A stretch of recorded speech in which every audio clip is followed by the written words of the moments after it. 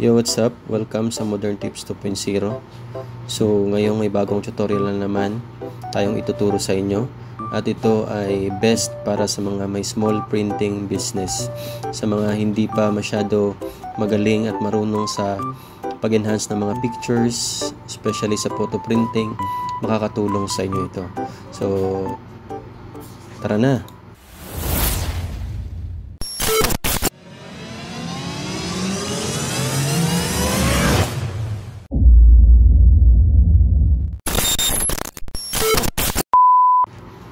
Alright, so ang gagawin natin ay mag-i-enhance tayo ng picture or ng photo.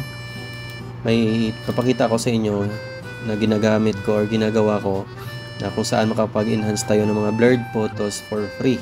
So, may papakita ko sa inyo. Halimbawa kasi, may gagawin akong A4 size na Sintra board wall display. So, dahil yung sinend na picture ay from Messenger, or pinasa lang sa kanya sa Messenger tapos isesend niya din sa akin, so blurred na siya. So dahil kailangan natin ng malinaw na picture sa Sintra board para maganda yung output, so ito yung problema natin. So ipapakita ko sa inyo, halimbawa ganito yung picture na sinend niya, pero once na zoom natin, manotice niyo ayan, blurred na siya, hindi na detailed yung face, yung mukha, ayan, makikita ninyo sa screen. So gagawin natin, i-enhance natin yan. So, kapag nag-enhance kayo gamit ang mga free online tool, huwag nyong i-enhance agad-agad. Ang gagawin nyo, i-resize muna siya sa actual size na kailangan ninyo. So, halimbawa, A4 yung kailangan ko, mag-open tayo ng browser natin at i-open natin yung Canva natin. Or kahit ibang mga tools as long as kayang nyo mag-resize. So, dito, mag-create design ako, maghanap ako ng A4, ito, document A4 portrait, ayan. Tapos yung original picture ay kailangan nating i-upload dito sa ating Canva. So, upload files tayo at hanapin natin yung picture na sinend sa atin galing Messenger, ayan.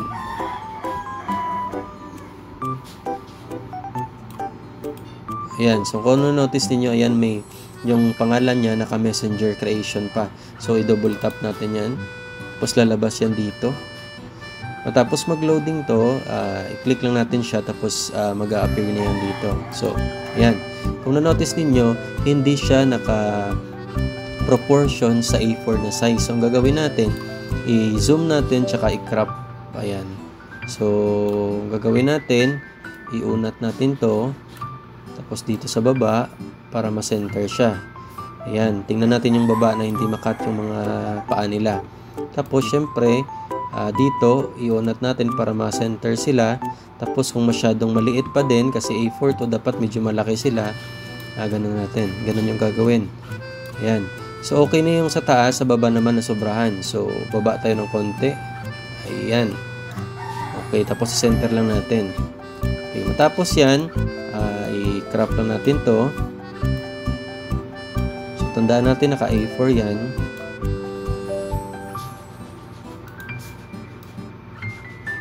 Ayan. So, try natin i-zoom. Kung na-notice ninyo, gamit ang A4, blurred talaga siya. So, ayan. Na-notice ninyo, blurred talaga yung picture. So, pag na-print natin yan, blurred talaga yan. Hindi yan maganda. So, ang gagawin natin ay i-enhance natin siya. So, ang gagawin, i-download muna natin to. Hindi pa to edited. Download muna natin. Dapat naka-PNG siya. Tapos, wag natin i-compress yung file. Tapos, download natin. Ngalanan muna natin, sample. Sample. Ayan. Download. Tapos, ayan, naka-PNG. Download muna natin. So, habang nag-aantay tayo na matapos yan, ayun, tapos na siya. 2.6 MB. Mag-add tayo ng tab. Tapos, gumamit tayo ng PicWish. So, PicWish yung ginagamit ko sa mga picture na hindi naman sobrang blur, para hindi mag-iba yung mukha. Kasi pag Canva yung ginamit natin minsan, yung editor kasi or enhancer kasi ng Canva, parang nag-iiba yung detail ng mukha. Ganon din sa meron din ako ginagamit na Cutout Pro, pero compare sa PicWish, pag hindi masyado blurred, PicWish talaga yung ginagamit ko. Ito. So, So explore nyo lang yung dalawa. Ito yung Cutout Pro, halimbawa ganyan. So una subukan natin sa Cutout Pro. Ayan. Ito yung sample natin. Double click natin yan. Lalabas yan mamaya. Tapos subukan din natin dito sa Pickwish. Ayan. Mga free lang ito lahat. So mas mabuti kung mag-avail kayo kasi ma-download nyo yung HD file. Ganon din dito sa Cutout Pro. Pag nag-avail kayo, ma-avail yung HD file. Pero pag hindi, yung free lang, yung mababang file lang. So kung na-notice ninyo, ayan. Ayan o. Dito, clear din siya. O, i-free download natin siya. From 2.6 MB, naging 1 MB na lang siya or 1000.80 KB. So, i-click natin kung kumusta yung itsura niya. Ayan, kung na-notice ninyo, ayan. Medyo naging clear siya pero may pagka-blur talaga. Ayan. Medyo may something dito. Yung mukha niya, ng lalaki, parang medyo nagka-mark dito. Tingnan natin doon sa kabila. Sa Pickwish. Dito sa Pickwish, malinis yung pagkakagawa. Tingnan natin, ayan o. So, ayan naman pala, may mark naman talaga dun sa may mukha niya, pero ganyan ka-blur. Pero, pag ginamitan natin ng Pickwish, ayan. Tingnan natin. Ayan, yung detail niya. So, naging mas detailed at clear ang ating picture. So, kaya ito yung pinipili ko talaga, ang Pickwish, pag hindi masyadong blur. Pero pag super blur talaga, Cutout Pro yung ginagamit ko. Especially yung fidelity niya. Yan yung ginagamit ko. Pero dito muna tayo mag-focus sa Pickwish. Ayan. So, gagawin natin, i-download image natin yan. So, ayan, yung sinasabi ko sa inyo, pag wala tayong pangbayad or pangbili, free image lang tayo. Yan yung, niya, dimension. Dito naman, kung HD, masyadong mataas yung pixels niya.